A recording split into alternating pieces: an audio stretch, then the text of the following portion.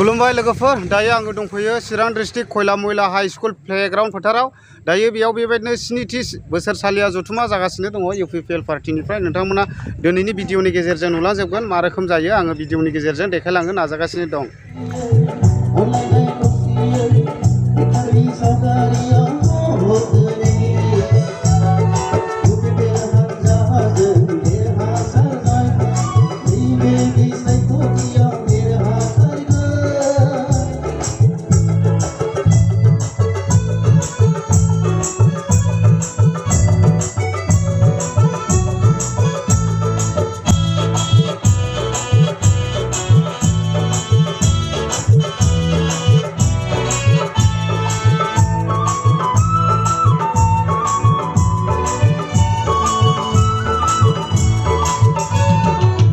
दा नैबेयावहाय फुरा रेडि जागासिनो दङ दा बे बिनानावमोना बर'नि ट्रेडिशनेल ड्रेस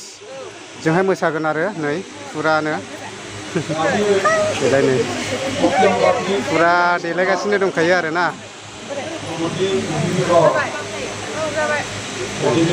रेडि खासै दा आच्छा दा नै बिसोरो नेपाली डान्स होगोन आरो ना बुन्थि आपनि कटफोरा बिटिनि बर'बो गोरों दा डान्स करिब ना आच्छा दा ओरै माखासे मोसाखावरिफ्रा बेबायदि रेडि जागासिनो दङ नै दा बिसोरो मोसागोन ओमफ्राय आं नानि मोनाव सोंनानै लानि बिसोरो मा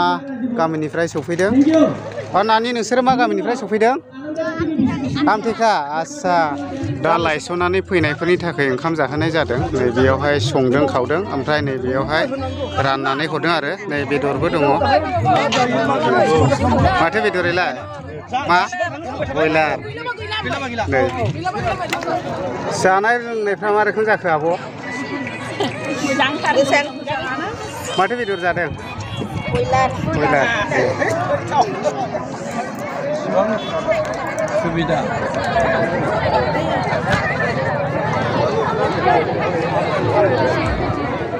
दा मेन पेन्डेला बेनो नै लोगोफोर नायनानै लादो दायो आङो सिङाव हाबलांसिगोन दा बेनो आरो नै मानसिफ्रा आं हानायखिनिखौ नोंथांमोननो देखायनो नाजागोन आरो ना नोंथांमोना नायबानो जाबाय आरो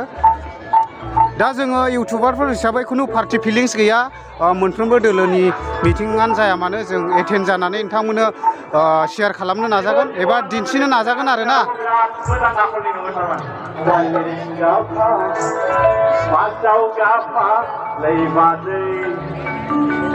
दा सिंगारफोरा मेथाइ खनगासिनो आरो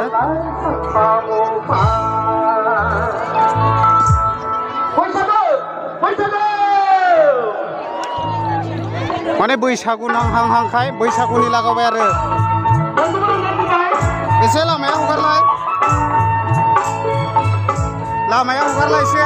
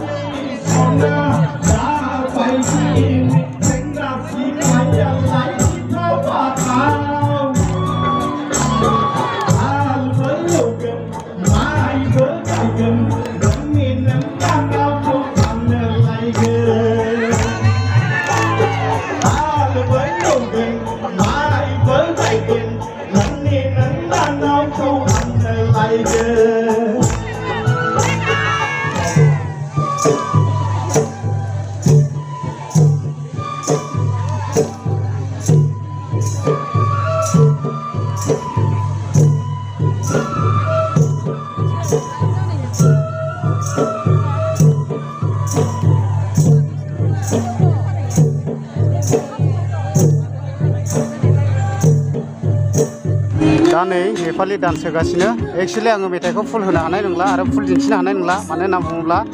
कपिराइट क्लेम फैनाय जायो दा बिथांमोना आदिबासि डान्स मोसाबाय नै वाव डेन्जारथार माथो दा नायनानै लादो लोगोफोरनै बिटिआरनि गासैबो इन्टेलेक्सुयेल नेताफ्रा सौफैजोब्बाय ओरै बिटिआरनि चिफ आरो केबिनेट मिनिस्टार डिपुटि चिफ आरो एमएलए आरो फरेस्ट इएम गासैबो सौफैजोब्बाय दा बिथांमोना दसेनि उनावनो गावसिनि बिबुंथिखौ होसिगोन दा नायनानै लादो नै गासैबो सौफैजोब्बाय आरो ना मोनसे समाव साहानि मानसिफोरखौ एनडिपि होननानै बिथांमोना खोलाहा थांनो होआखैमोन आरो दुखुनांथाव बाथ्राया जादों जोंनि गेजेराव हिन्दु ख्रिस्टियान बाथौ धोरोम लानानै जोंखौ बर' हारिखौ बोखावफ्लेदोंमोन এই উত্তৰ সাইডে থকা যিমানখিনি ৰাইজ আছে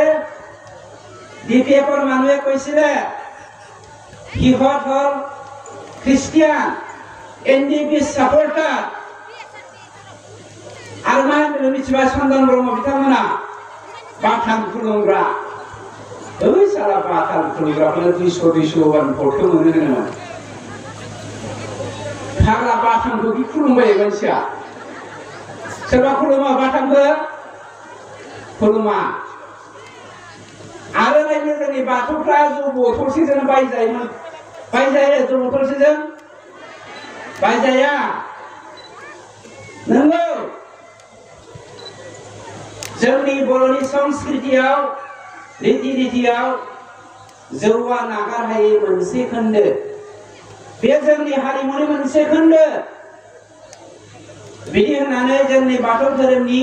बाथौ सिबियारि जोंनि बिमा बिफाफोरा आंगोफोरा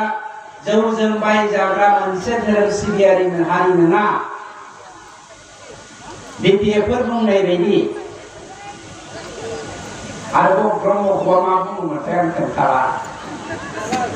ना मालाबा बै एमपि इलेक्सन फैबा खोन्थानोसै आं खावसे आद्रा आद्रा दोननानै जाजोबाव बिदिया गेन्द्रा जायो नालाय गंसेबो ख्रिस्टियान गिर्जानि मुङाव जोंनि बे हालामाव सासे एमसिएलए दङ निसिमायाव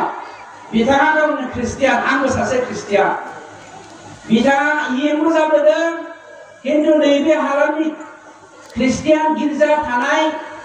बा ख्रिस्टियान सिबियारि थानाय गिर्जाखौ रेजिस्टार खालामना होनांगौ बेखौ बिथांमोना गोसोआव गैया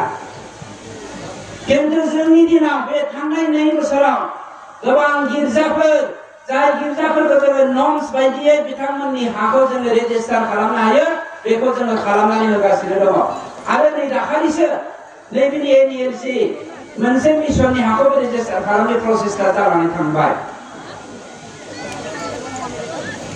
माबोरै मनमोहन ब्रह्मआ दिनै जोंखौ कमनेल हत्या लीला यज्ञ जागासिनो दं होननानै बुंदों बेखौ नोजोर होनानै जोंनि ओनसोलाव दिनै जुवाखौ जों मालाबाबो एलाउ खालामाखै नाथाय बिथांमोना एसे खाबु मोनोबानो फिसा फिसा मेला खुंनानै बायदि खुंनानै दिनै क'क्राझार टाउननि खाथि खाला बिथांमोना जुवा होनो नागिरो जौनि आड्डा खालामनो नागिरो बेखौ जों मालाबाबो लाय होआखै जोङो बे 2 बोसोराव नोजोर होदों जोंनि लाइमोनफ्रा बबे लामाजों थांगासिनो दङ ड्राग्स जानायनि माखासे थासारि फैदोंमोन बिथांमोननि समनिफ्रायनो दिनै ड्राग्स जानायनि थासारिखौ जेरैखि जाया खमायनो थाखाय जों खामानि मावगासिनो दङ ड्राग्स फानग्राफोरखौ बोरै एरेस्ट खालामनो हायो बिथांमोनखौ बोरै साजा होनो हायो बे खामानिफोरखौ जों नोजोर होगासिनो दङ आरो खामानि मावगासिनो दङ जोंनि सरकार फैनायनि उनाव जोङो 3,000 फोरोंगिरिफोरखौ डिजिटेल ट्रेनिं होबाय अनलाइन जाहाथे क्लास खालामनो हायो बिथांमोना सासेबो फोरोंगिरिखौ डिजिटेल ट्रेनिं होआखैमोन जोंनि अफिसारफोरखौ जोङो ट्रेनिं होदों नाथाय सोलोंथाइखौ जाहाथे खुन्दुं कम्बलनि राजनिति खालामोमोन खुन्दुं मुथासेजों न'खर गंसेया जौगानो हाया मुसारि गांसेजों न'खर गंसेया जौगानो हाया दिनैबो सोरबा साननो हानाय BPF-आनो मोजांमोन खुन्दुं मुथासे होयोमोन मुसारि गांसे होयोमोन मानगोनां रायजोफोर जोंनि समाव जोङो डाइरेक्ट 5,000 रांनि अनसुंथाइ होनाय हाबाफारिखौ थांनाय बोसोरसेनिफ्राय जागायदों थांनाय बोसोरसेयाव 9,200 न'खरनो जोङो 5,000 करि होदों देग्लाय बोसोरावबो 9,200 न'खरनो जोङो 5,000 करि डाइरेक्ट बेनिफिटखौ होनो थांगासिनो दङ जों इलेक्सननि समाव बुंदोंमोन 75,000 सेल्फ हेल्प ग्रुपआ मोननो हायो थांनाय बोसोरनैयाव सिगांनि समाव ब्लक अफिसफोरखौ ओरैबायदि गन्दगल खालामनानै गालांबाय MGN रेगाया थिग गैया PMI-नि न'आ 2016, 17, 15 निफ्राय लुवाखै बेफोरखौ थिग खालामनायावनो जोंनो बोसोरनै लाबाय आरो दाना जोङो बेखौ थिग खालामजोब्बाय देग्लाय बोसोराव जोङो 3,800 फैगौ एप्रिल दाननि फार्स्ट उइकआवनो 3,800 सेल्फ हेल्प ग्रुपफोरनो जोङो 15,000 करि होनो थांगासिनो दङ आरो फैगौ बोसोराव 25,000 होनो थांगासिनो दङ नेक्स्ट बोसोराव आरो 25,000 नेक्स्ट बोसोराव आरो 25,000 बोसोरथामनि गेजेराव 75,000 जोङो सेल्फ हेल्प ग्रुपनो होगोन आरो बेजों जोङो फैसाल' होगोन बिदि नङा बिनि थाखाय माखासे स्किम आसनिबो जोङो बानायदों दिनै लाखपति महिला होननाय मोनसे आसनि दङ PNRD-आव बे लाखपति महिला जोंनि आइजोफ्रा बोरै लाखपति जानो हायो दा बिनि थाखाय माखासे जि प्लेनिं पलिसि बेखौ जोङो बानायगासिनो दङ दिनै बिथांमोना सोंलु सोंदों बे फोरबो खुंनायाव 45 करोड़ थांबाय होननानै मानगोनां रायजोफोर नोंथांमोना मिथिगौ बिथांमोननि सरकारनि समाव मोनसे फिसा फिसा फोरबो जे फोरबोआवनोखि जेबो लाब जाया बेबायदि फोरबो खुंनायावबो 15 कोटि 20 कोटि गारदों आरो जोंनियाव दिनै बेसेबांबा हारिया लाब जानाय मुलुगनां थाखोआव हारिखौ जौगाहोनो हानाय बेबायदि फोरबोखौबो जोङो 3-4 कोटियावनो खुंदों 2 कोटियावनो खुंदों दिनै बे जाबाय डिफारेन्स जों जे रायजो राजाखौ अनो जों जे माहारिखौ मोजां मोनो जों जे माहारिखौ जौगाहोनो सानदों बेनो जाबाय जोंनि मोनसे बिदिन्थि